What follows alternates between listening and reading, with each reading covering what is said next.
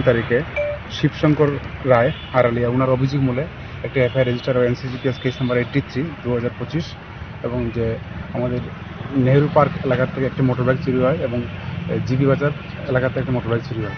তো সেটা তদন্ত করতে গিয়ে আমাদের আয়ু জয়নাল হোসেন আমরা সিসিটিভি ফুটেজ করি, দেখি যে আমরা একটি অটোরিকশা ইউজ করে তিনজন চোর নেহেরু পার্কে এসেছিল এবং যাওয়ার সময় বাইকটি নিয়ে গেছে। সেই অনুযায়ী আমরা প্রথমে অটোরিকশাটির স্ক্রিনবোর্ড বের করি, আইডেন্টিফাই করি মালিক অ্যারেস্ট করার পরবর্তীতে দুজনের নাম পাওয়া যায় এবং দুজনকে অ্যারেস্ট করি এবং তাদের তদন্তের ভিত্তিতে আমরা জিবি বাজার থেকে যে বাইকটি চুরি হয়েছিল সেটা বিএসএফের সহযোগিতা নিয়ে আমরা সোনামোড়া থেকে সিজ করি। বর্তমানে বাইকটি আমরা বিএসএফ কাস্টডিতে আছে, আমরা নিয়ে আসছি রয়্যাল এনফিল্ড বাইক।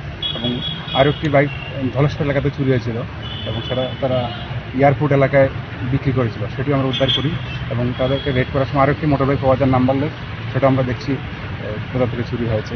তো মোট আমরা 6 জনকে অ্যারেস্ট করেছি, এর মধ্যে আগরতলা থেকে 3 জন এবং বক্সনগর এরিয়া থেকে 3 জন, যারা মূলত এই বাইকগুলি চুরি করে বাংলাদেশ ফের করে দিত।